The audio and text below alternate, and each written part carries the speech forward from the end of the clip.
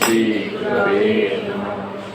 श्रीचैतन्यमनोभीष्टं स्थापितं येन भूतले स्वयं रूप कदा मह्यं ददाति पदान्तिकम्।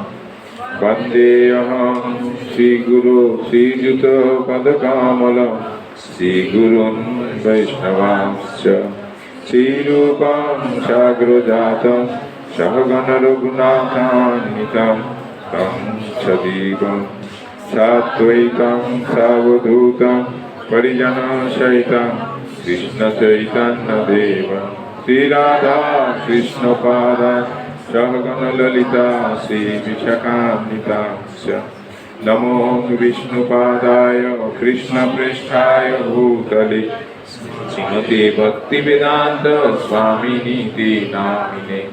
नमस्ते सरस्वते देवे गौरवाणी प्रचारिणे निर्विशेष शून्यवादी पाश्चात्यदेशतारिणे पञ्चाकल्पतरुभ्यश्च कृपा सिन्धुभ्येव च पतितानां पावनेभ्यो वैष्णवेभ्यो नमो नमः। नमो महावदन्नाय कृष्णप्रेम प्रदायते कृष्णाय कृष्णचैतन्य नाम्ने गौरतिसे नमः। पञ्चतत्त्वात्मकं कृष्ण भक्तरूपस्वरूपकं भक्तावतारं भक्ताख्यं नमामि भक्तशक्तिकम्।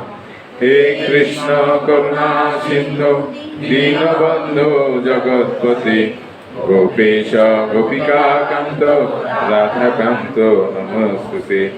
तप्त काञ्चन गौरांगी राधे वृन्दावनेश्वरी वृषभानुसुते देवी प्रणमामि हरिप्रिये। नीलाचल निवासाय नित्याय परमात्मने बलभद्र सुभद्राभ्यां जगन्नाथाय ते नमः। वृन्दावै तुलसी देव्यै प्रिया वै केशवस्य च विष्णुभक्ति प्रदे देवी सत्यवत्यै नमो नमः। जय श्री कृष्ण चैतन्य प्रभु नित्यानंद श्री अद्वैत गदाधर शिवासादि गौर भक्तवृंद। सामने चले आसुन। हरे कृष्ण कृष्ण कृष्ण हरे हरे हरे राम राम राम हरे हरे। ओम नमो भगवते वासुदेवाय। ओम नमो भगवते वासुदेवाय। ओम नमो भगवते वासुदेवाय। नारायणं नमस्कृत्य नरं चैव नरोत्तमं देवीं सरस्वतीं व्यासं ततो जयो मुदीरये।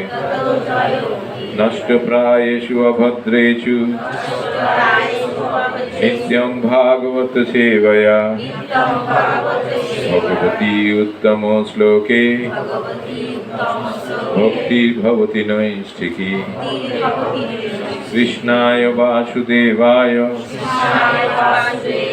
देवकीनन्दनाय च नन्दगोपकुमाराय गोविन्दाय नमो नमः। नाना शास्त्र विचारणे निपुण स्वधर्म संस्थापक लोकानाप्रितकारिणो जीवने मान्य शरण नाकरो राधा कृष्ण पदारविंद भजन आनंदेन मत्तालिको वंदे रूप सनातन रघुजुलो श्रीजीव गोपालक। हरे कृष्ण।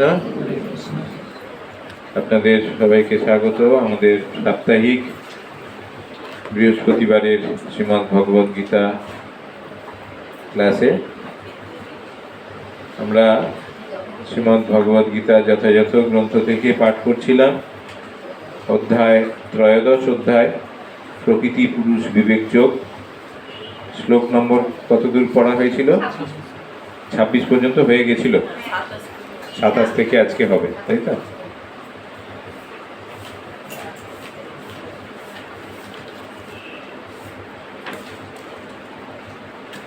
তাহলে ভগবানকে দর্শন করার বিভিন্ন উপায় নিয়ে আমাদের আলোচনা চলছিল। 25 নম্বর শ্লোকে আমরা জানলাম যে পরমাত্মাকে আমাদের অন্তরে ধ্যানের মাধ্যমে আমরা দর্শন করতে পারি, অথবা সাংখ্যযোগের দ্বারা দর্শন করতে পারি, অথবা আমরা কর্মযোগের দ্বারাও কেউ কেউ দর্শন করতে পারে। যে যেরকম পন্থা অনুসরণ করবেন সে সেরকম পন্থার মাধ্যমে সেই ভগবানকে, পরমাত্মাকে অন্তরে দর্শন করতে পারবে। এইবার তারপরে শ্লোকে বলা হলো যে কেউ কেউ এভাবে না জেনে এই ধ্যানের মাধ্যমে বা সাংখ্যযোগের মাধ্যমে বা কর্মযোগের মাধ্যমে না জেনে কিভাবে জানতে পারে? অন্যের কাছ থেকে শ্রবণ করার মাধ্যমে। শ্রবণ পরায়ণ হলে অন্যের কাছ থেকে শ্রবণ করার মাধ্যমে জেনেও আমরা এই জন্ম মৃত্যুর সংসার থেকে আমরা অতিক্রম করতে পারবো, এই জন্ম মৃত্যুর সংসার থেকে। এই পর্যন্ত আমাদের পড়া হয়েছিল। আজকে আমরা শুরু করব শ্লোক নম্বর 27। যাবৎ সংজায়তে কিঞ্চিৎ সত্যং স্থাবর জঙ্গমম ক্ষেত্র ক্ষেত্রজ্ঞ সংযোগাৎ তদ্বিদ্ধি ভরতর্ষভ। আবার যাবৎ সংজায়তে কিঞ্চিৎ সত্যং স্থাবর জঙ্গমম ক্ষেত্র ক্ষেত্রজ্ঞ সংযোগাৎ তদ্বিদ্ধি ভরতর্ষভ। হে ভারত শ্রেষ্ঠ, স্থাবর ও জঙ্গম যা কিছু অস্তিত্ব আছে তা সবই ক্ষেত্র ও ক্ষেত্রজ্ঞের সংযোগ থেকে উৎপন্ন হয়েছে বলে জানবে। তাহলে এই বিশ্ব ব্রহ্মাণ্ডের স্থাবর জঙ্গম যা কিছু আছে, যেগুলো স্থির থাকে সেই বস্তু বা যেগুলো চলাফেরা করে সমস্ত বস্তু, কোথা থেকে তাদের উৎপত্তি? কোন দুটি জিনিসের সংযোগের ফলে? ক্ষেত্র ও ক্ষেত্রজ্ঞের। তার মানে ক্ষেত্র মানে আমাদের এই দেহ আর আত্মা। তাহলে জড় এবং চিন্ময়, এই দুটি বাইরে বস্তুর বাইরে আর কোনো বস্তু নেই। এই দুটি বস্তুর পারমুটেশন কম্বিনেশন নিয়ে বিভিন্ন রকম উৎপন্ন হয়েছে, স্থাবর জঙ্গম বিভিন্ন রকম জিনিস তৈরি হয়েছে, বস্তু তৈরি হয়েছে। ঠিক আছে। শ্রীল প্রভুপাদ তার তাৎপর্যে লিখছেন যে জড়া প্রকৃতি ও জীব উভয়ই সৃষ্টির পূর্বে বর্তমান ছিল। জড়া প্রকৃতিও ছিল, জীবও ছিল। তাদের সম্বন্ধে এই শ্লোকে ব্যাখ্যা করা হয়েছে। যা কিছু সৃষ্টি হয়েছে তা কেবল জড়া প্রকৃতি ও জীবের সমন্বয় মাত্র। জড়া প্রকৃতি হচ্ছে জড় বস্তু আর জীব হচ্ছে ক্ষেত্রজ্ঞ চিন্ময় বস্তু। এই দুটি জিনিসের সমন্বয়ের ফলে সমস্ত জিনিস মানে জড়া প্রকৃতির মধ্যে যা কিছু সৃষ্টি হয়েছে সব কিছু। প্রকৃতিতে গাছপালা, পাহাড় ও পর্বতের মতো অনেক কিছু আছে যা স্থাবর বা গতিশীল নয়, এবং অনেক কিছু আছে যা জঙ্গম বা গতিশীল। তারা সকলেই জড়া প্রকৃতি এবং পরা প্রকৃতি জীবাত্মার সমন্বয় ছাড়া আর কিছুই নয়। পরা প্রকৃতি জীবাত্মার সংস্পর্শ ছাড়া কোনো কিছুরই বিকাশ হতে পারে না। জড়া প্রকৃতির সঙ্গে পরা প্রকৃতির যে সম্পর্ক তা নিত্যকাল ধরে চলে আসছে এবং তাদের সমন্বয়ে সম্পাদিত হয় পরমেশ্বর ভগবানের ইচ্ছার প্রভাবে। তো এই দুটি জিনিসের সমন্বয় সাধন করে চলেছেন। আমরা দেখতে না পেলেও ঠিক সুতোর মতো একটা সংযোগ স্থাপন করে চলেছেন পরমেশ্বর ভগবান শ্রীকৃষ্ণ।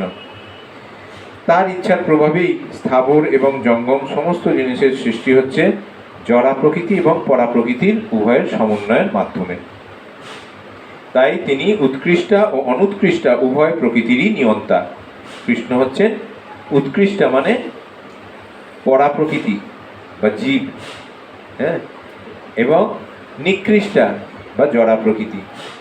তাদের দুজনেরই নিয়ন্তা হচ্ছে, দুটি প্রকৃতিরই, ভগবানের যে দুটি প্রকৃতি তার দুটির নিয়ন্তাই হচ্ছে, নিয়ন্ত্রণ করছেন কে? পরমেশ্বর ভগবান শ্রীকৃষ্ণ। তিনি জড়া প্রকৃতি সৃষ্টি করেছেন এবং উৎকৃষ্টা পরা প্রকৃতিকে তিনি জড়া প্রকৃতিতে স্থাপন করেছেন, এবং তার ফলে এই সমস্ত কিছু প্রকাশিত হয়েছে, সক্রিয় হয়েছে। তাহলে যতক্ষণ না পর্যন্ত পরমেশ্বর ভগবান ইচ্ছা করছেন ততক্ষণ এই যে উৎকৃষ্ট পরা প্রকৃতির জড়া প্রকৃতির মধ্যে যে স্থাপন করা হচ্ছে, প্রকৃতিতে যে স্থাপন করছেন, সেটা সম্ভব হচ্ছে না। ভগবান তার দৃষ্টিপাতের মাধ্যমে এই জড়া প্রকৃতিকে সক্রিয় করে তুলছেন এবং তার ফলে জড়া প্রকৃতি প্রকাশিত হচ্ছে এবং সক্রিয়ভাবে আমাদের সামনে উপস্থাপিত হচ্ছে। 28 নম্বর শ্লোক। সমং সর্বেষু ভূতেষু তিষ্ঠন্তং পরমেশ্বরং বিনশ্যৎসু অবিনশ্যন্তং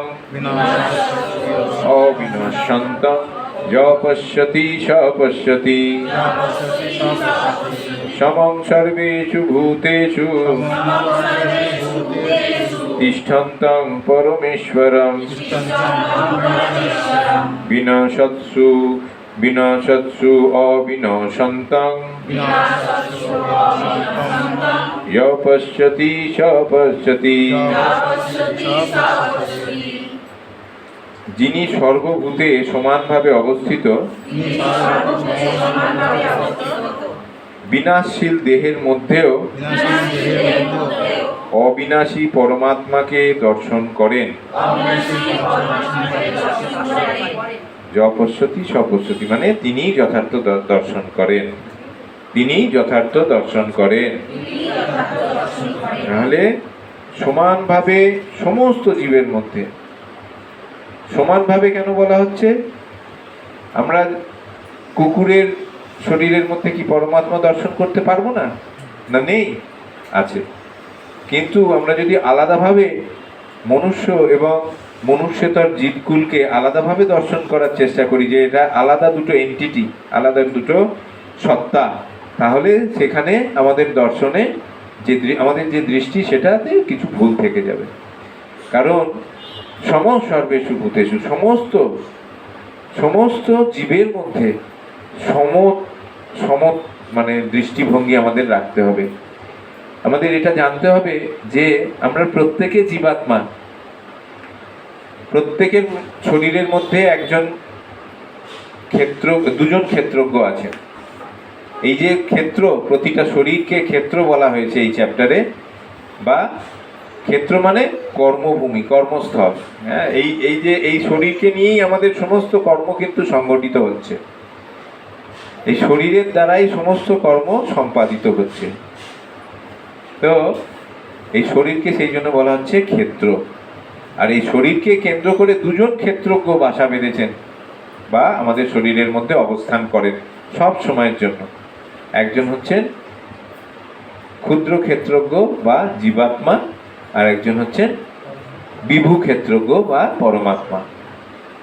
এইবার ক্ষুদ্র ক্ষেত্রজ্ঞ জীবাত্মা যখন মনুষ্য শরীর প্রাপ্ত হয়, মনুষ্য শরীর প্রাপ্ত হলে তার চেতনা থাকে বিকশিত।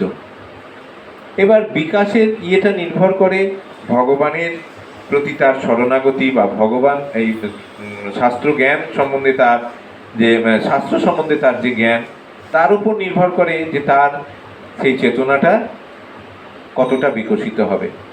পূর্ণ বিকশিত চেতনা হচ্ছে তার, যে ব্যক্তি পূর্ণ কৃষ্ণ ভাবনাময়, তার চেতনা হচ্ছে পূর্ণ বিকশিত। সেই পূর্ণ বিকশিত চেতনাময় কৃষ্ণ ভাবনাময় জীবাত্মা, তিনি কিন্তু এইটাই দর্শন করেন, সমস্ত জীবকে সমরূপে দর্শন করেন। তিনি এটা দেখেন যে সমস্ত জীবের মধ্যে আমার যেরকম মনুষ্য শরীর পেয়ে, আমার এই মনুষ্য শরীরের ভেতর যেমন একটি জীবাত্মা আছে, তেমনি একটি কুকুরের শরীরে, একটি হাতির শরীরে, একটি গাভীর শরীরে, প্রত্যেকের শরীরে এই একই জীবাত্মা অবস্থান করছে। পার্থক্যটা চেতনা। চেতনা কারুর বিকশিত একদম হয়নি, চেতনা কারুর হালকা বিকশিত হয়েছে, কারুর অর্ধ বিকশিত হয়েছে, কারুর পূর্ণ বিকশিত হয়েছে। চেতনার বিকাশের উপর নির্ভর করে এক জীবের সঙ্গে আর এক জীবের পার্থক্য, ব্যবহারিক সব কিছু পার্থক্য।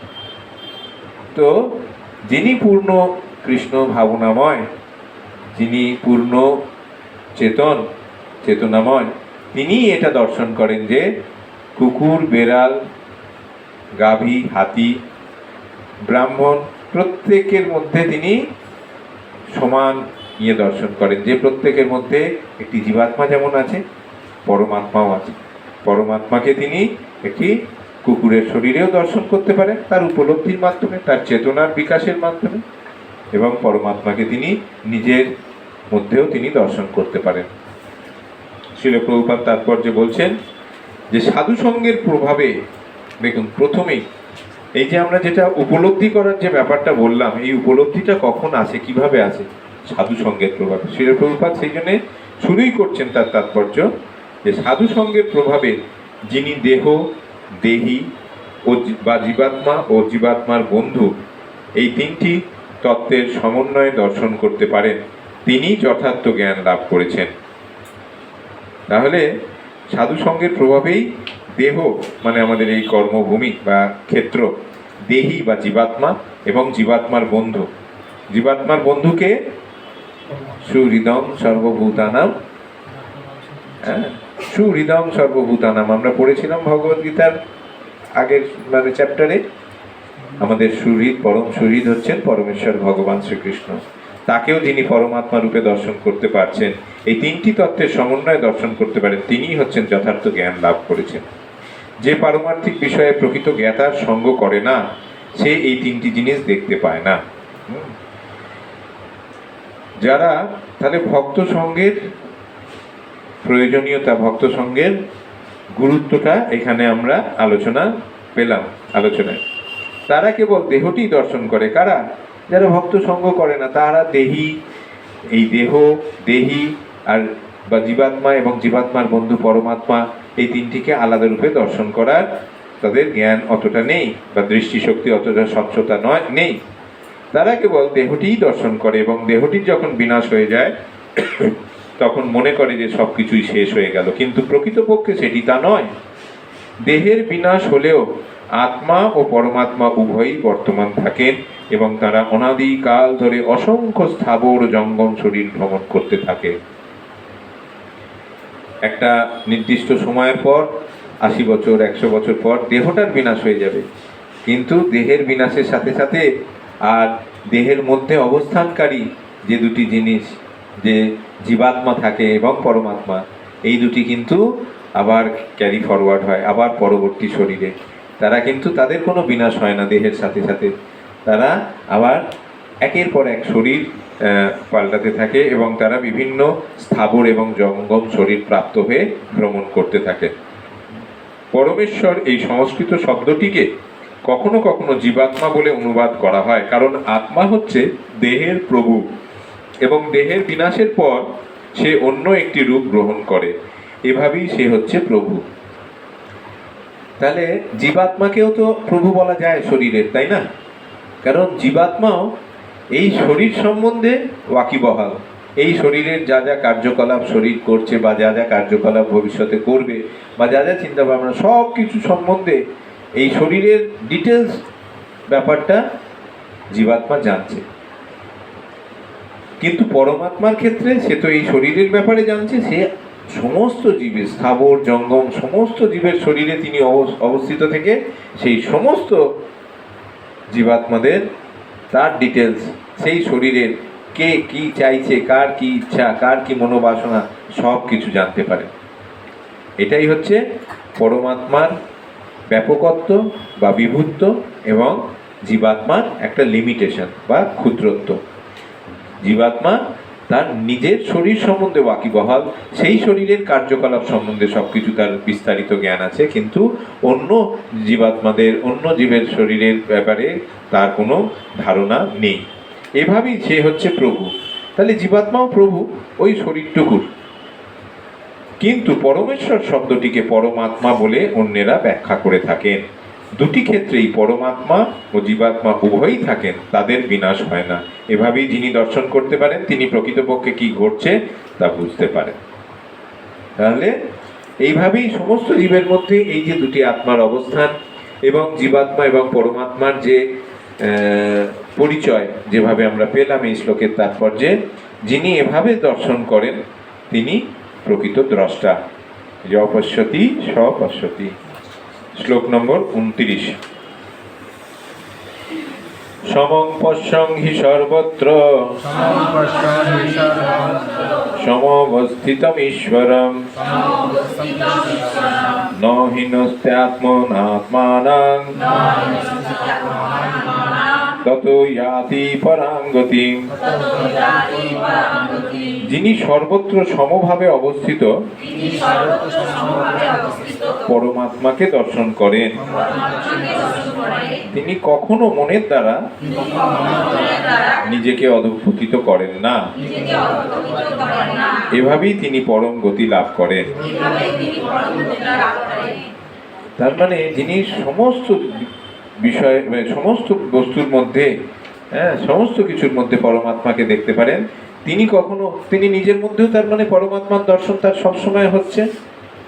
সমস্ত জীবের মধ্যে সমস্ত বস্তুর মধ্যে পরমাত্মার দর্শন হওয়া মানে নিজের মধ্যেও পরমাত্মার দর্শন তিনি করতে পারছেন। তাহলে পরমাত্মা যখন তার নিজের মধ্যে এবং সব কিছুর মধ্যে সব জীবের মধ্যেই উপস্থিত রয়েছে, তাহলে নিজের মধ্যেও উপস্থিত রয়েছে বলে তিনি বুঝতে পারেন এবং নিজেকে কখনো তিনি ছোট করতে বা নিজেকে অধঃপতিত, যে অনেকে আমরা বলি আমরা অধঃপতিত বা আমরা খুব কখনোই নয়, সেরকম মনে করার কোনো নেই। যখন একটা লেভেলে আমরা পৌঁছবো, যখন আমরা পরমাত্মার দর্শন যখন হবে, যখন আমরা পরমাত্মার যে মূর্ত প্রকাশ রূপে সদ্গুরুদেবের আশ্রয় যখন আমরা পাব, তখন আমরা কখনোই নিজেকে অধঃপতিত বলে মনে করব না। তখন আমরা মনে করব যে আমরা পরম সৌভাগ্যবান, আমাদের এই শরীরের এই ক্ষেত্রের মধ্যে সব সময় পরমাত্মা অবস্থান করছেন। আর সেই পরমাত্মা আমরা হয়তো আমাদের দৃষ্টির অস্বচ্ছতার জন্য আমরা দর্শন করতে পারছি না, কিন্তু তার মূর্ত প্রকাশ রূপে তার মূর্ত বিগ্রহ রূপে সাক্ষাৎ হরি রূপে আমাদেরকে গাইড করার জন্য তিনি পাঠিয়েছেন সদ্গুরুদেবকে। তো তার উপস্থিতিতে আমরা কখনোই এরকম সেই রকম একজন সদ্গুরুদেবের চরণে আশ্রয় নেওয়ার পর আমরা কখনোই মনে করতে পারি না যে আমরা অধঃপতিত হতে পারি বা কোনো সম্ভাবনা আছে বা আমরা খুব নগণ্য, এরকম হতে পারে না। কারণ সেটা বললে কি তাদেরকে ছোট করা হয়, সদ্গুরুদেবকে বা তিনি যার প্রতিনিধি, শুদ্ধ প্রতিনিধি, সেই পরমাত্মাকে বা পরমেশ্বর ভগবান শ্রীকৃষ্ণকে ছোট করা হয়। তাৎপর্যে শ্রীল প্রভুপাদ বলছেন, জীবাত্মা তার জড়জাগতিক অস্তিত্ব স্বীকার করে নিয়ে তার চিন্ময় অবস্থা থেকে ভিন্নতর অবস্থান লাভ করে। তাহলে জীবাত্মা তার জড়জাগতিক এই যে আমরা এখানে অবস্থান করছি সেটা স্বীকার করে নিয়েও চিন্ময় অবস্থা থেকে ভিন্নতর অবস্থান লাভ করে। কিন্তু কেউ যখন বুঝতে পারে যে পরমেশ্বর ভগবান তার পরমাত্মা অংশ প্রকাশ রূপে সর্বত্র বিরাজিত, অর্থাৎ কেউ যখন সর্বভূতে পরমেশ্বর ভগবানকে দর্শন করতে পারেন, তখন আর তিনি বিনাশী মনোভাব নিয়ে নিজেকে অধঃপতিত করেন না এবং তাই তিনি তখন ধীরে ধীরে চিন্ময় জগতের দিকে অগ্রসর হতে থাকেন। মন সাধারণত ইন্দ্রিয় তৃপ্তিমূলক ক্রিয়াকলাপে আসক্ত থাকে, কিন্তু সেই মন যখন ভগবানমুখী হয় তখন পারমার্থিক উপলব্ধির পথে অগ্রসর হওয়া যায়। তাহলে মন আমাদের সবসময় ইন্দ্রিয় তৃপ্তির কথাই মনে থাকে, বা ইন্দ্রিয় তৃপ্তির ইচ্ছাই বা বাসনাই আমাদের মনে সবসময় কাজ করে। সবসময় আমরা ভোগ করার একটা বাসনা আমরা মনের মধ্যে আমাদের চলতে থাকে। কিন্তু আমরা যদি ভগবত ভক্তি অনুশীলনের পন্থা শুরু করি, শ্রবণ কীর্তন রূপ ভগবত ভক্তির যে নববিধা ভক্তির পন্থাগুলো আছে, সেগুলোর একটি বা দুটি বা একাধিক পন্থা যখন শুরু করি, তখন ধীরে ধীরে আমরা এটা বুঝতে শিখি যে আমাদের মধ্যে পরমাত্মার বা ভগবানের যে বিস্তার, নিজেকে যে ভগবান বিস্তার করেছেন পরমাত্মা রূপে আমাদের প্রতি, তার উপলব্ধি তার উপস্থিতি আমরা অনুভব করতে শুরু করি একটু একটু করে। আর যখন শুরু করি তখন আস্তে আস্তে কি হয়, আমাদের যে সেই জড় যে পরিচিতি বা জড় যে আমাদের একটা কি বলবো অস্তিত্ব, সেটা ক্রমশ ক্রমশ সেটা মুছে যেতে থাকে আমাদের। আমরা ক্রমশ ধীরে ধীরে ধীরে ধীরে সদ্গুরুদেবের চরণে আশ্রয় নিয়ে তার নির্দেশ মতো ভগবত ভক্তির অনুশীলনের পন্থাগুলো সঠিকভাবে তিনি যেভাবে নির্দেশ করেছেন সেভাবে অনুসরণ করে এগিয়ে যেতে থাকি। আস্তে আস্তে আমরা ভগবত ধামের দিকে, তখন আর আমাদের সেই জড় অস্তিত্বের প্রভাবটা আমাদের ওপর আর ততটা বিস্তার লাভ করতে পারে না, বা আস্তে আস্তে সেটা ফেড হয়ে যায় বা আবছা হতে থাকে।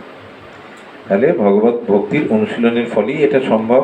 এবং তখন আস্তে আস্তে যে ইন্দ্রিয় তৃপ্তিমূলক যে কার্যকলাপ, যেগুলো আমরা হয়তো আগে আগে করে এসেছি, এখনো হয়তো করছি, কিন্তু আস্তে আস্তে সেটা তার প্রভাবটা কমতে থাকে এবং আমরা আস্তে আস্তে আমাদের গন্তব্য ভগবত ধামের দিকে এগোতে থাকি।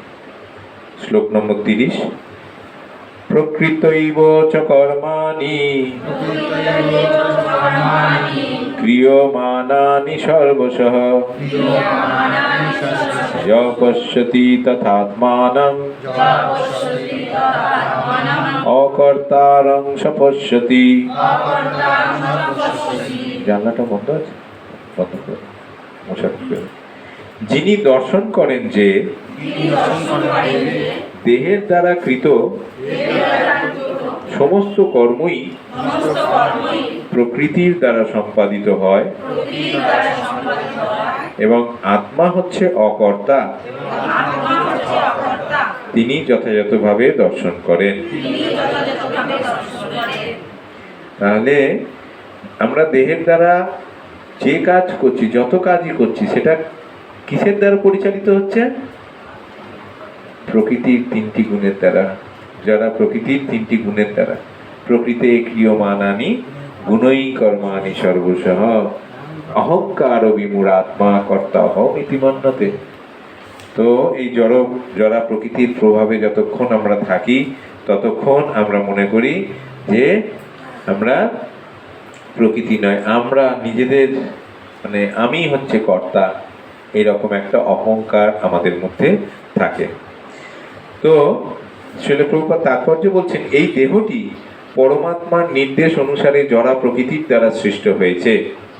পরমাত্মার নির্দেশ অনুসারে জড়া প্রকৃতি দ্বারা সৃষ্ট হয়েছে এবং দেহের মাধ্যমে জীব যে সমস্ত কার্যকলাপ করে সেগুলি সে নিজে করে না। সুখ অথবা দুঃখের জন্য সে যাই করুক, প্রকৃতপক্ষে তার দেহের গঠন অনুসারে সেটি করতে সে বাধ্য হয়। গঠন অনুসারে মানে কিসের গঠন? তার মধ্যে যে জড়া প্রকৃতির যে তিনটি গুণের যে পার্সেন্টেজ আছে, সত্য রজ তম, যে সত্য গুণের প্রাধান্য পার্সেন্টেজ যার মধ্যে বেশি থাকবে তার কার্যকলাপ সাত্ত্বিক হবে। রাজসিক হবে যার মধ্যে রজগুণের প্রাধান্য বেশি থাকবে, তামসিক হবে যার মধ্যে তমগুণের প্রাধান্য বেশি থাকবে। তো এই যে প্রকৃতির তিনটি গুণ, প্রকৃতির এই তিনটি গুণের মানে পারমুটেশন কম্বিনেশন পার্সেন্টেজ, কারোর মধ্যে সত্য রজ, কারোর মধ্যে রজতম, কারোর মধ্যে সত্যতম। সাধারণত দেখা যায় সত্যগুণের আধিক্য যাদের মধ্যে বেশি থাকে তাদের সাধারণত তম থাকে না বললেই চলে, রজ একটু একটু থাকে। আস্তে আস্তে ভগবত ভক্তির অনুশীলনের মাধ্যমেই কিন্তু এই তিনটে গুণকে আমরা টপকাতে পারবো। হরে কৃষ্ণ মহামন্ত্র জপ করা, ভগবানের কথা শ্রবণ কীর্তন করা এবং ভগবানের লীলা অধ্যয়ন করা, এই যে পদ্ধতিগুলো, শ্রবণ কীর্তনের যে পদ্ধতি, এইগুলোর দ্বারাই আমাদের এই জড় কলুষে কলুষিত যে এই তিনটি দোষ, সেইগুলো দূরীভূত হয়ে আস্তে আস্তে আমরা শুদ্ধ সাত্ত্বিক বা বিশুদ্ধ সত্য স্তরে আমরা উপনীত হব। আত্মা কিন্তু সর্বদাই এই সমস্ত দৈহিক কার্যকলাপের ঊর্ধ্বে। আত্মা কিন্তু এই যে দেহ যা কার্যকলাপ করছে সত্য রজতম তিনটি গুণের প্রভাবের দ্বারা, আত্মা কিন্তু এর দ্বারা প্রভাবিত কখনোই হয় না। কারো অতীত বাসনা অনুসারে তার দেহটি দেয়া হয়েছে। কামনা বাসনা চরিতার্থ করবার জন্য জীব তার জড়দেহ প্রাপ্ত হয়, যার দ্বারা সে কর্ম করে। বস্তুত বলা যায় যে দেহটি হচ্ছে একটি যন্ত্র, যা জীবের মনোবাসনা চরিতার্থ করবার জন্য ভগবান বানিয়েছেন। বাসনার ফলে দুঃখ এবং সুখ ভোগ করবার জন্য জীব নানা রকম সংকটপূর্ণ অবস্থায় পতিত হয়, কিন্তু জীবের এই দিব্য দৃষ্টি যখন বিকশিত হয়, তখন সে তার দেহের কার্যকলাপ থেকে নিজেকে পৃথক রূপে দর্শন করে। এই দৃষ্টিভঙ্গি যার আছে তিনি হচ্ছেন আসল দ্রষ্টা। তাহলে আসল দ্রষ্টা মানে প্রকৃত জিনিসটাকে প্রকৃতভাবে কখন আমরা দেখতে পাই, যে হ্যাঁ এই দেহটা জড়, আমার মধ্যে যে এই দেহের মধ্যে যে দু রকমের আত্মা, জীবাত্মা পরমাত্মা, এই দুটির জড় নয়, এই দুটির কখনো বিনাশ হয় না, এই দুটি প্রতিটা জীবের শরীরে স্থাবর জঙ্গম প্রত্যেকের শরীরে অবস্থান করছে। এই ধরনের দৃষ্টি কখন সম্ভব হয়? যখন আমরা শাস্ত্র অধ্যয়ন করি, সাধু মহাত্মার সান্নিধ্য পাই, সাধু সঙ্গ লাভ করি, সাধু সঙ্গে থেকে হরিনাম, শাস্ত্র অধ্যয়ন এবং ভগবানের দিব্য লীলার শ্রবণ কীর্তন করি, তখন ধীরে ধীরে ধীরে ধীরে আমাদের কাছে এই যে ধারণাগুলো স্পষ্ট হয়ে যায় যে আমরা আমরা আমরা জড় নই, আমরা চিন্ময়। যতক্ষণ না সেটা হচ্ছে ততক্ষণ পর্যন্ত আমরা জড়া প্রকৃতির যে তিনটি গুণের অধীনেই আমরা থাকি, জড়া প্রকৃতির তিনটি গুণের দ্বারাই আমরা চালিত হই। কিন্তু আমাদের কর্তব্য হচ্ছে যে আমরা তীব্র ভক্তিযোগ অনুশীলনের মাধ্যমে, আমরা সাধু সঙ্গের মাধ্যমে, ভজন ক্রিয়ার মাধ্যমে, আমাদের সমস্ত অনর্থ নিবৃত্তির মাধ্যমে আমরা ধীরে ধীরে আমরা তিনটি গুণকে যত শীঘ্র সম্ভব অতিক্রম করে আমাদের যে চিন্ময় অস্তিত্ব তা উপলব্ধি করা। শ্লোক নম্বর 31। যদা ভূত পৃথক ভাবং একস্থম অনুপশ্যতি ততো এব চ বিস্তারং ব্রহ্ম সম্পদ্যতে তদা। যখন বিবেকী পুরুষ জীবগণের পৃথক পৃথক অস্তিত্বকে একই প্রকৃতিতে অবস্থিত এবং একই প্রকৃতি থেকেই তাদের বিস্তার দর্শন করেন, তখন তিনি ব্রহ্মভাব প্রাপ্ত হন।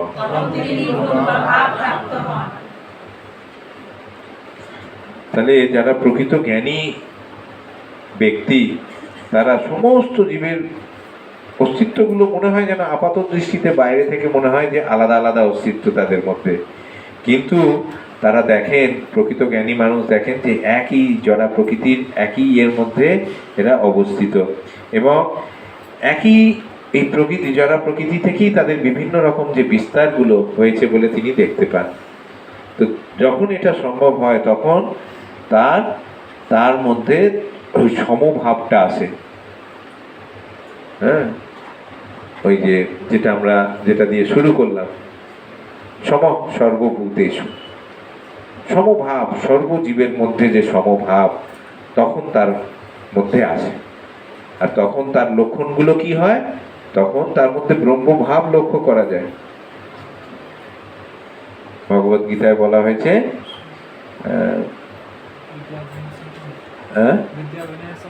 না, ব্রহ্মভূত প্রসন্নাত্মা ন শোচতি ন কাঙ্ক্ষতি সম সর্বেষু ভূতেষু মদ্ভক্তি লভতে পরা। তখন আমরা পরাভক্তি লাভ করি কখন? যখন আমাদের ব্রহ্মভাব আমরা প্রাপ্ত হই। কখন ব্রহ্মভাব প্রাপ্ত হই? যখন আমরা সম সর্বেষু ভূতেষু, যখন আমরা প্রতিটা জীবের মধ্যে সমভাব আমরা দর্শন করতে পারি। সেই স্থিতিকে বলা হয় ব্রহ্মভূত স্তর। সেই ব্রহ্মভূত স্তরে কি হয়? আমাদের প্রসন্নতা সব সময়ের জন্য বিরাজ করে। ন শোচতি ন কাঙ্ক্ষতি, না কোনো অনুশোচনা থাকে, না কোনো শোক থাকে, না কোনো আকাঙ্ক্ষা থাকে, বাসনা থাকে, কামনা থাকে, জড় কামনা বাসনা আকাঙ্ক্ষা কোনো কিছু থাকে না। তখন আমরা সম সর্বেষু ভূতেষু ওই স্তর, ব্রহ্মভূত স্তর লাভ করি। তখন আলাদা করে ব্রাহ্মণ, গোবী, হস্তিনী কারুকেই আলাদাভাবে আমরা মনে করি না যে না ইনি ব্রাহ্মণ, এর সঙ্গে একজন গাভীর পার্থক্য আছে, বা একটা হাতির পার্থক্য, হাতি আবার মানে গাভী থেকে আলাদা, এই আলাদা ভাবগুলো, এই ভেদ ভাবগুলো আমাদের মধ্যে তখন থাকে না। শ্রীল প্রভুপাদ তাৎপর্য বলছেন যে কেউ যখন দর্শন করতে পারেন যে, হ্যাঁ না এটা আমরা রিডিং করবো, কেউ যখন দর্শন করতে পারেন যে জীব তার কামনা বাসনার ফলে নানা রকম জড়দেহ প্রাপ্ত হয় এবং আত্মা থেকে জড়দেহ পৃথক, তখনই তিনি যথাযথভাবে দর্শন করেন। আত্মা তো চিন্ময় বস্তু, জড়দেহের সঙ্গে তার কেন মিল থাকবে, সম্পূর্ণ আলাদা। আর এই জড়দেহটা আমরা কি জন্য পেয়েছি? শাস্ত্রে বলা আছে যে আমরা এই যে মনুষ্য শরীর পেয়েছি, এই মনুষ্য শরীর যখন এই আত্মা যখন ত্যাগ করবে, সেই ত্যাগ করার মুহূর্তে যদি একটা ক্ষুদ্র থেকে ক্ষুদ্রতম কামনা বাসনাও আমাদের মধ্যে থাকে, তাহলে সেই আত্মা আবার একটা নতুন শরীর প্রাপ্ত হবে, আবার তাকে ঘুরে আসতে হবে, মুক্ত হতে পারবে না, মুক্তি লাভ করতে পারবে না, ভগবত ধাম যেতে পারবে না।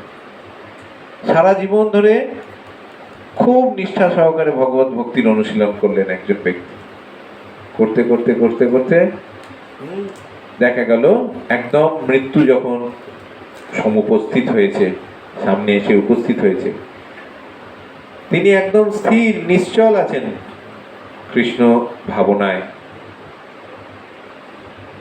কিন্তু শেষ মুহূর্তে কোনো একটা দুর্ঘটনাবশতই হোক, যে কোনো কারণেই হোক, তার হয়তো ছুঁচের মতো সামান্য একটা ছোট্ট জিনিস কিছু মনে পড়ে গেল যে আমি তো এটা ছেড়ে যেতে পারলাম না, বা কিছু কোনোভাবে, হ্যাঁ আমি তো ছেড়ে যেতে পারলাম না, এই ভাবনাটা যদি মনে যে এই কাজটা তো আমি ছেড়ে যেতে পারলাম না, হয়তো খুব ছোট কাজ, কিন্তু ওই ছোট কাজটাকে শেষ করার জন্য তাকে আবার আর একটা শরীরকে নিয়ে আসতে হবে, আর একটা শরীরে আর একটা শরীর তাকে প্রাপ্ত হতে হবে। তাহলে যাই যা আমরা শরীর পেয়েছি, মিছিল লম্বা লাইন আছে আমাদের কামনা বাসনা, সেই জন্য মানে যে বাসনাই পূরণ হোক, দেখা যায় পরে আরো লম্বা লাইন বাসনা কামনা দাঁড়িয়ে আছে লাইন দিয়ে, তো আমাদের তো আসতেই হবে, হাজারো হাজারো জন্ম, লাখো লাখো জন্ম আমাদের আসতে হবে। কিন্তু অনুশীলনটা শুরু করার সুযোগ পেয়েছি যখন, এইটুকুই আমাদের সৌভাগ্য বলে মনে করে এই অনুশীলনটাকে কিভাবে আরো তীব্রতর, তীব্র থেকে তীব্রতর, তীব্রতম করা যায়, যাতে করে কষ্ট তো কম নয়, প্রচুর কষ্ট, কম কষ্ট নাকি এই শরীর পাওয়ার পর থেকে আমাদের ভোগ করতে হয়, প্রতি মুহূর্তে জ্বালা যন্ত্রণা বিষের মতো সবসময় আমরা অনুভব করতে পারি সেই জ্বালা। সেই জন্য প্রত্যেকের আমাদের ধ্যান দেওয়া উচিত যে আমরা যাতে আমাদের ভক্তির অনুশীলনকে আরো তীব্রতর করতে পারি, তীব্রতম করতে পারি, সর্বোচ্চ সীমায় নিয়ে যেতে পারি, যাতে করে অন্তত আমাদের কাজটা অনেকটা এগিয়ে থাকে। মানছি আমাদের আবার আসতে হবে, সেরকমই কর্ম করেছি আগের কত কত কত জন্মের কত কিছু এখনো শোধ হয়নি, রয়েছে, জমে রয়েছে, আমাদের আবার আসতে হবে। তাহলে ওই দিকে চিন্তা না করে আমাদের ভগবত ভক্তির অনুশীলনকে আরো জোরদার করা উচিত। জড়জাগতিক জীবনে আমরা দেখি যে কেউ দেবতা, কেউ মানুষ, কেউ কুকুর, কেউ বেড়াল ইত্যাদি, কিন্তু এটি হচ্ছে জড় দর্শন, যথার্থ দর্শন নয়।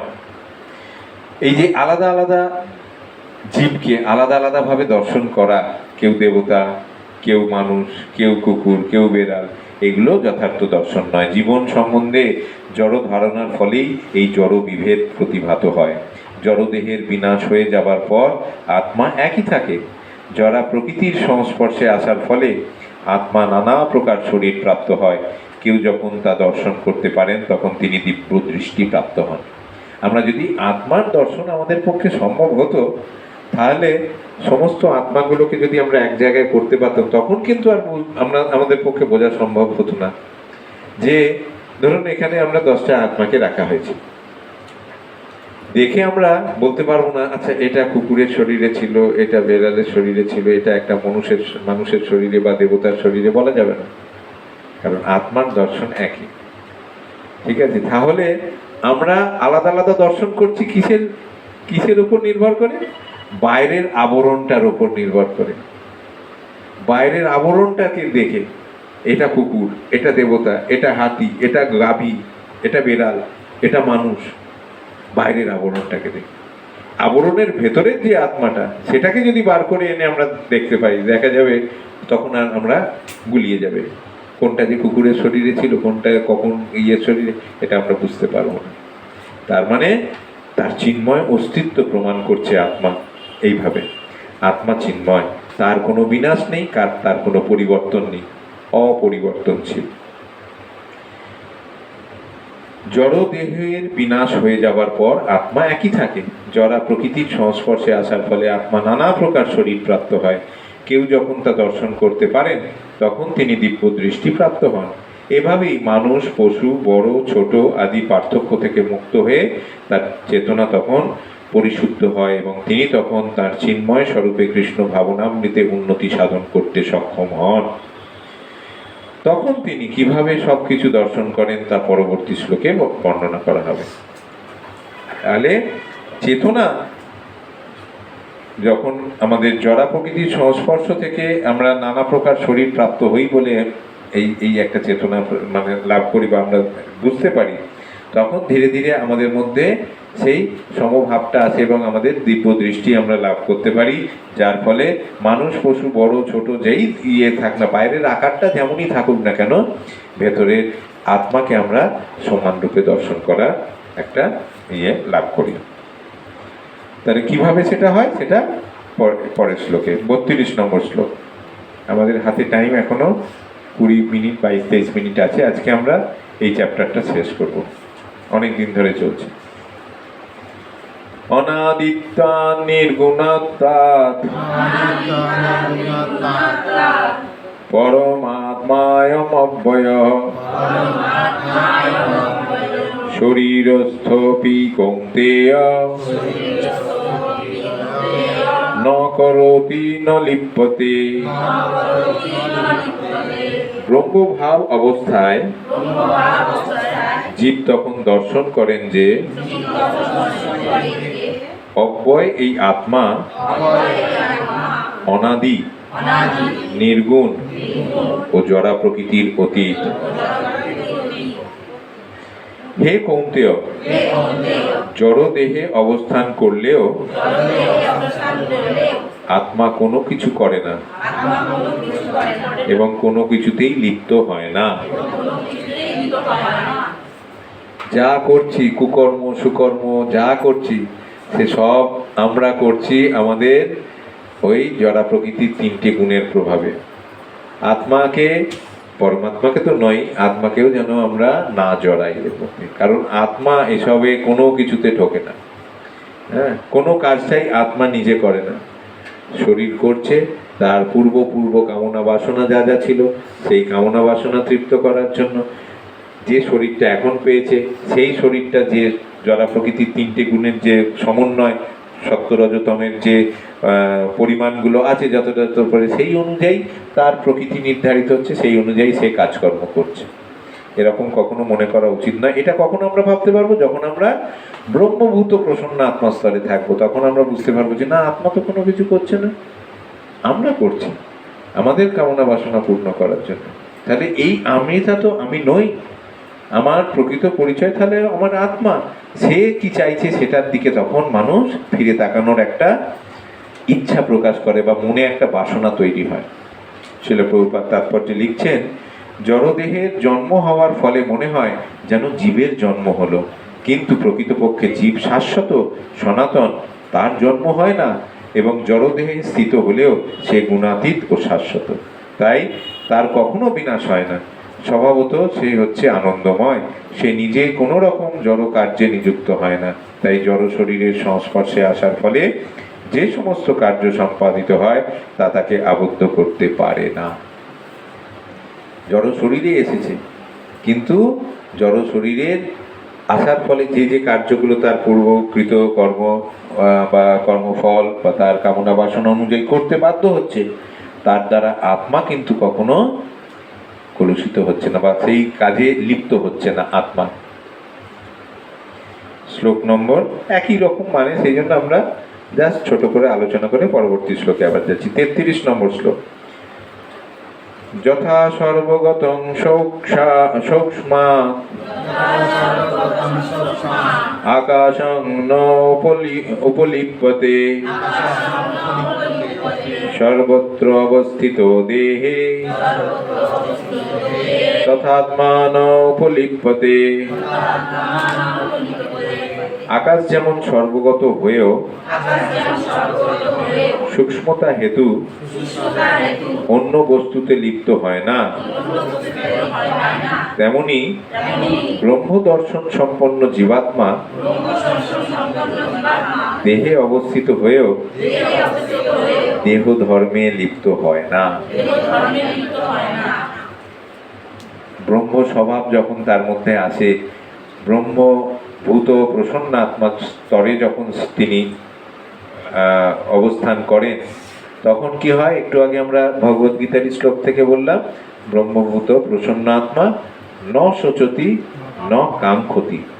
না তার কোনো শোক থাকে, না তিনি কোনো কিছু নিয়ে শোক করেন, কিছু না পাওয়ার জন্য অনুশোচনা করেন, না কিছু পাওয়ার বাসনা তার মধ্যে থাকে। তাহলে এই যখন অবস্থায়, এই রকম অবস্থায় সেই চিন্ময় আত্মা তখন তার মানে ব্রহ্মভূত প্রসন্ন আত্মা স্তর লাভ করে, এবং তখন শরীর যে কাজকর্মগুলো করছে, পূর্বকৃত কর্মফল ভোগ করার জন্য, কামনা বাসনা পূর্ণ করার জন্য, সেইগুলো আস্তে আস্তে আস্তে আস্তে তার কোনো শোক থাকে না, অনুশোচনা থাকে না, কোনো কিছু পাওয়ার বাসনা থাকে না। তার মানে সেই কামনা বাসনাগুলো আস্তে আস্তে মুছে যেতে থাকে। তখন কি হয়? তিনি এই দেহে আপাত দৃষ্টিতে দেখে মনে হবে সেই ব্যক্তিকে যে জড় শরীরে তো অবস্থান করছেন, আর 5টা লোক যেরকম সবকিছু স্বাভাবিক কাজকর্ম, অর্থ রোজগার, অর্থ উপার্জন থেকে আরম্ভ করে বাজার দোকান সবকিছু করছে, মনে হচ্ছে যেন এই লোকটাও সেই রকমই করছে। কিন্তু সেই ব্যক্তি যিনি ব্রহ্মভূত স্তরে অবস্থান করছেন, তিনি এই শরীরে থেকেও তিনি আর এই শরীরের মধ্যে তিনি থাকেন না। তাই সেই স্তরটাকে বলা হয় জীবন মুক্ত স্তর। জীবন মুক্ত তিনি অবস্থান করছেন এই জড় শরীরের মধ্যে, তিনি জীবিত আছেন, তিনি এই শরীরে অবস্থান করছেন, কিন্তু তিনি মুক্ত। কি থেকে মুক্ত? জড়া প্রকৃতির যে 3টি গুণ, সত্য রজতম, সেই 3টি গুণের প্রভাব থেকে সম্পূর্ণরূপে মুক্ত। সেটা প্রভুপাদের তাৎপর্য পড়লে আমাদের কাছে আরো পরিষ্কার হবে। জল, কাদা, বিষ্ঠা মানে মল আদি সব কিছুতেই বায়ু প্রবেশ করে, কিন্তু তাহলেও কোনো কিছুর সঙ্গে বায়ু মিশ্রিত হয় না। বায়ু যখন কোনো ধরুন একটা সুগন্ধি বস্তুর উপর দিয়ে যাচ্ছে, তখন যেন মনে হচ্ছে বায়ুর কিরকম সুগন্ধ। বায়ু যখন কোনো দুর্গন্ধের উপর দিয়ে যাচ্ছে, দুর্গন্ধ, বায়ু কিন্তু ওর মধ্যে প্রবেশ করছে না, সেটা ওই উপস্থিত সুগন্ধি বস্তু বা দুর্গন্ধি বস্তুর উপর নির্ভর করছে। বায়ু সেখান দিয়ে প্রবাহিত হয়ে যাচ্ছে স্বাধীনভাবে, বায়ু কোনো কিছুর মধ্যে প্রবেশ করছে না, স্বতন্ত্রভাবে থাকছে, মিশ্রিত হচ্ছে না, মিশছে না। তেমনি জীবাত্মা যদিও নানা রকম শরীর প্রাপ্ত হয়, এই যে জীবাত্মা বললাম, কুকুর, বিড়াল, মানুষ, দেবতা, সবার শরীর থেকে বের করে দিলে একই রকম দেখবে, কিন্তু যে শরীরটা সে প্রাপ্ত হচ্ছে, যে শরীরে সেই জীবাত্মা প্রবেশ করছে, সেই শরীরের অবস্থান অনুযায়ী তবুও তার, এই যে এখানে বলছে, তেমনি জীবাত্মা যদিও নানা রকম শরীরে অবস্থান করে, তবুও তার সূক্ষ্ম প্রকৃতির প্রভাবে সে সব কিছু থেকে পৃথক থাকে। জীবাত্মা আলাদা থাকে, শরীর কি কাজকর্ম করছে তার 3টি গুণের প্রভাবে, সেখান থেকে জীবাত্মা আলাদা থাকে। তাই জীবাত্মা যে কিভাবে এই শরীরের সঙ্গে যুক্ত থাকে, এবং এই শরীরের বিনাশের পর সে যে কিভাবে এই শরীর থেকে চলে যায়, তা জড় চক্ষু দিয়ে দর্শন করা সম্ভব হয় না। কোনো ব্যক্তি মৃত্যু হলে আমরা দেখতে পাই জীবাত্মা বেরিয়ে চলে যাচ্ছে, কিন্তু আমরা উপলব্ধি করতে পারি তার চেতনাটা সেখানে একদম শেষ হয়ে যায়, স্তীমিত হয়ে যায়, আর কোনো চেতনা তার মধ্যে লক্ষ্য করি না। তার ফলে আমরা বুঝতে পারি এই যে আত্মা, যে চিন্ময় চেতন বস্তু, সেটা নিশ্চয়ই এই দেহ ত্যাগ করেছে, না হলে এই নিথর মৃতদেহটা পড়ে রয়েছে কিভাবে। কিন্তু জড় বিজ্ঞানের মাধ্যমে কেউই তা বিশ্লেষণ করতে পারে না, বিজ্ঞানীরা কোনোদিনই চেষ্টা করলে পারবে না, কারণ তাদের মধ্যে সেই শাস্ত্র জ্ঞান নেই, শাস্ত্রের প্রতি শ্রদ্ধা নেই। তার ফলে বিজ্ঞানীরা কখনো তাদের বিশ্লেষণ, কোনো রকম বিশ্লেষণ দ্বারাই সেটা প্রমাণ করতে পারবে না। 34 নম্বর শ্লোক। যথা প্রকাশয়ত্যেক কৃষ্ণং লোকম ইমং রবি ক্ষেত্রং ক্ষেত্রী তথা কৃষ্ণং প্রকাশয়তি ভারত। হে ভারত, এক সূর্য যেমন সমগ্র জগৎকে প্রকাশ করে, সেই রকম ক্ষেত্রী আত্মাও সমগ্র ক্ষেত্রকে প্রকাশ করে। কত সুন্দর উদাহরণ দেখুন। আত্মার উপস্থিতিতে দেহ যেরকম সচল বা সচেতন হয়ে ওঠে ইয়েতে, ঠিক উদাহরণটা দিচ্ছে সূর্য যতক্ষণ উদয় হচ্ছে না ততক্ষণ জগৎ প্রকাশিত থাকছে, অন্ধকারে নিমগ্ন থাকছে, একদম অন্ধকারে। যেই সূর্য প্রকাশিত হচ্ছে সমগ্র জগৎ প্রকাশিত হয়ে যাচ্ছে। তাহলে সেই রকম ক্ষেত্রী আত্মাও যতক্ষণ শরীরের বাইরে থাকছে ততক্ষণ কিন্তু তার অস্তিত্ব বুঝতে, যেই একটা শরীরে প্রবেশ ঘটছে আত্মার, সেই শরীরটা কি হয়ে যাচ্ছে? সচেতন, সচল হয়ে উঠছে, চেতন হয়ে উঠছে। চেতনা সম্বন্ধে নানা রকম মতবাদ আছে। এখানে ভগবত গীতায় সূর্য ও সূর্য রশ্মির উদাহরণ দেওয়া হয়েছে। সূর্য যেমন এক জায়গায় অবস্থিত কিন্তু তার রশ্মি সারা জগৎকে আলোকিত করছে, তেমনি অনুসদৃশ জীবাত্মা যদিও শরীরে হৃদয়ে অবস্থিত, তবুও চেতনার দ্বারা সে সমস্ত শরীরকে আলোকিত করছে।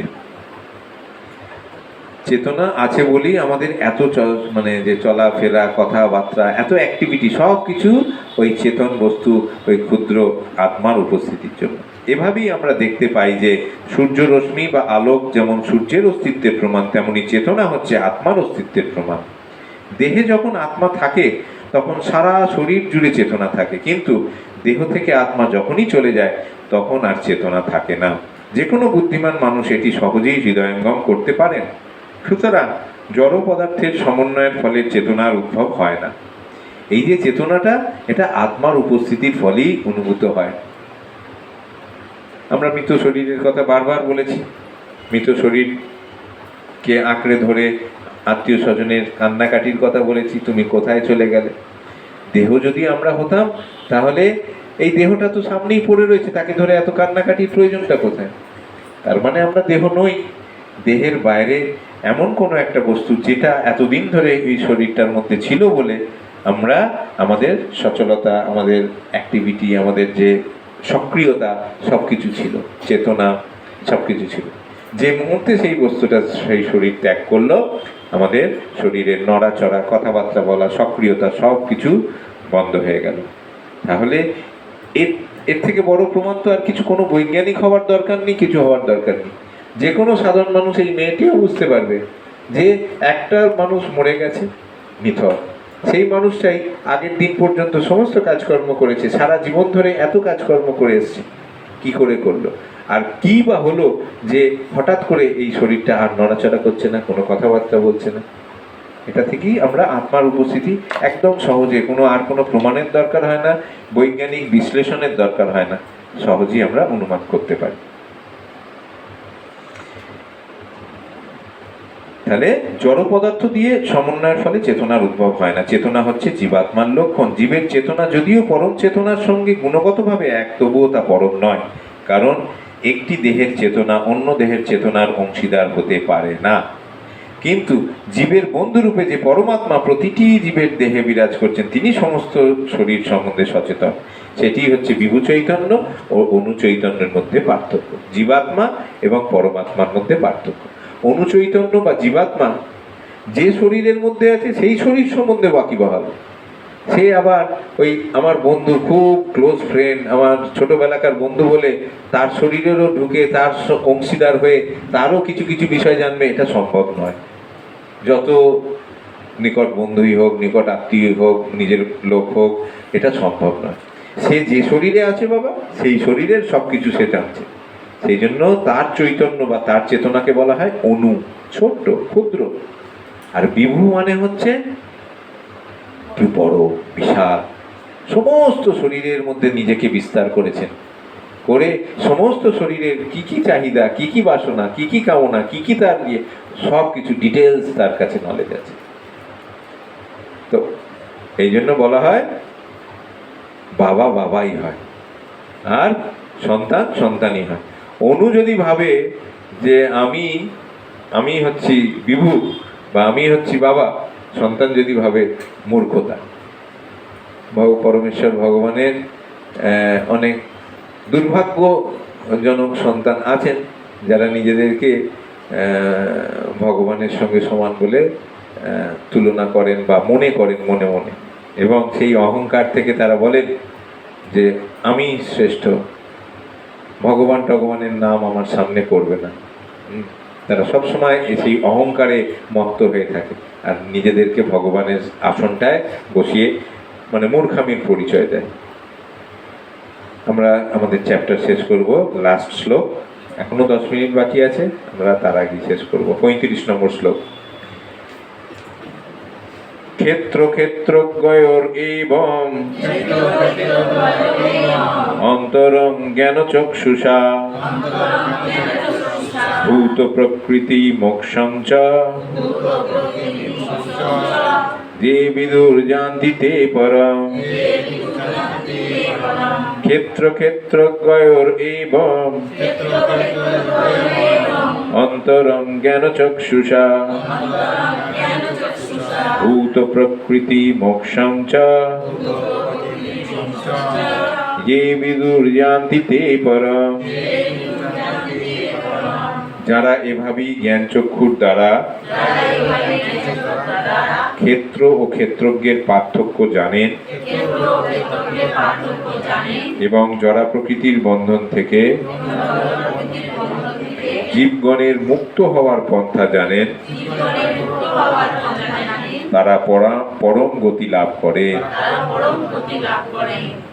তাহলে এই চ্যাপ্টার থেকে আমরা ক্ষেত্র কি ক্ষেত্রজ্ঞ কি জানলাম, ক্ষেত্র ক্ষেত্রজ্ঞের মধ্যে পার্থক্য কোনটা জানলাম, ক্ষেত্রজ্ঞ যে দু রকমের আছে তাদের মধ্যে কি পার্থক্য সেটা আমরা জানলাম, হ্যাঁ, এবং জড়া প্রকৃতির বন্ধন কি, কিভাবে সেটা আমাদের চালিত করে, কিভাবে আমরা সেই বন্ধন মুক্ত হতে পারি সেটাও জানলাম। তাহলে এইভাবে যদি আমরা শাস্ত্র অধ্যয়নের মাধ্যমে আমরা এই যে বস্তুগুলি জানতে পারি, যে আমাদের যদি জ্ঞান চক্ষুর উন্মিলিত হয়, ক্ষেত্র ক্ষেত্রজ্ঞ কি, ক্ষেত্রজ্ঞদের মধ্যে পার্থক্য কি, পরম ক্ষেত্রজ্ঞ এবং অনুক্ষেত্রজ্ঞ বিভু ক্ষেত্রজ্ঞের মধ্যে পার্থক্য কি, এগুলো যখন আমরা জানতে পারবো তখন আমরা পরম গতি লাভ করব। পরম গতিটা কি? পরম গতিটা কি আমাদের? ভগবত ধাম, পরম গতি।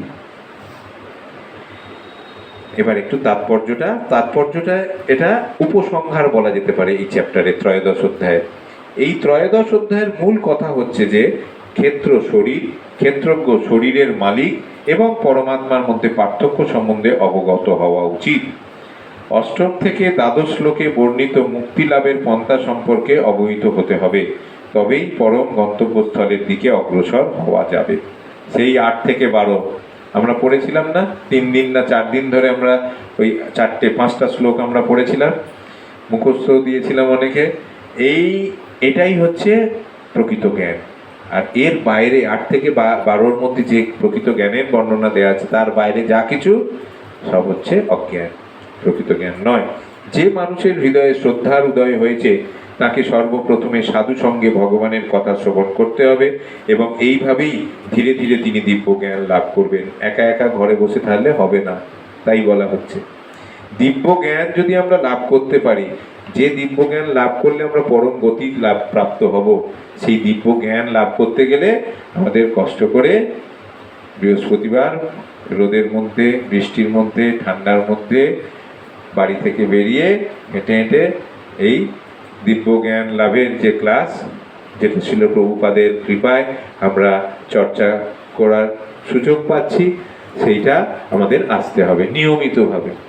নিয়মিত না হলে কি হবে, মাঝখানে একটা গ্যাপ পড়ে যাবে, ও আজকে খুব গরম যাব না, তাহলে দেখা গেল এই যে আজকে আমরা যে অনেকগুলো শ্লোক করলাম, প্রতিটা শ্লোকের যে মর্মার্থ আমরা শুনতে পেলাম না, জানতেও পারলাম না। সবার কাছে এই মোবাইলও নেই যে আবার রেকর্ডিং দেখবো, আর রেকর্ডিং দেখবো বলে দেখা আর হয় না সেভাবে। লাইভ ক্লাসে থাকাটা সেই জন্য খুব জরুরি। যদি কেউ সদ্গুরুর চরণাশ্রয় গ্রহণ করেন তাহলে তিনি জড় এবং চেতনের পার্থক্য নিরূপণ করতে সমর্থ হন এবং সেটি হচ্ছে তার পারমার্থিক উপলব্ধির পথে ক্রমোন্নতির উপায়। সদ্গুরু তার শিষ্যকে নানা রকম সদুপদেশ দান করে জড়জাগতিক জীবনের বন্ধন থেকে মুক্ত হওয়ার শিক্ষা দান করেন। যেমন ভগবদ গীতায় আমরা দেখতে পাই শ্রীকৃষ্ণ অর্জুনকে জড়জাগতিক বন্ধন থেকে মুক্ত করার জন্য উপদেশ দিচ্ছেন। এই দেহ যে জড় পদার্থ তা সহজেই উপলব্ধি করা যায়। 24টি বিভিন্ন তত্ত্ব দিয়ে তার বিশ্লেষণ করা যায়। দেহ হচ্ছে তার স্থূল প্রকাশ, তার সূক্ষ্ম প্রকাশ হচ্ছে মন ও বুদ্ধির ক্রিয়া। এই সমস্ত তত্ত্বের পারস্পরিক ক্রিয়া হচ্ছে জীবনের লক্ষণ, কিন্তু এদের ঊর্ধ্বে রয়েছে আত্মা ও পরমাত্মা। আত্মা ও পরমাত্মা হচ্ছেন দুজন। জড়জগতের সমস্ত ক্রিয়া সাধিত হচ্ছে আত্মা ও 24টি তত্ত্বের সংযোগের ফলে। যিনি আত্মা ও জড় উপাদানের সমন্বয়কে জড়জগতের কারণ রূপে উপলব্ধি করতে পারেন এবং পরমাত্মার অবস্থান দর্শন করতে পারেন, তিনি চিৎজগতে ফিরে যাওয়ার যোগ্যতা অর্জন করেন। এগুলি গভীরভাবে মনোনিবেশ ও উপলব্ধি করবার বিষয় এবং সকলেরই উচিত সদ্গুরুর কৃপার প্রভাবে এই অধ্যায়কে পূর্ণরূপে উপলব্ধি করা। ইতি প্রকৃতি পুরুষ বিবেক যোগ নামক শ্রীমদ্ ভগবদ গীতার 13 অধ্যায়ের ভক্তি বেদান্ত তাৎপর্য সমাপ্ত। আমরা গুণত্রয় বিভাগ যোগ দিয়ে আগামী ক্লাস 4th অধ্যায় শুরু করব। হরে কৃষ্ণ। যদি কারোর কোনো প্রশ্ন থাকে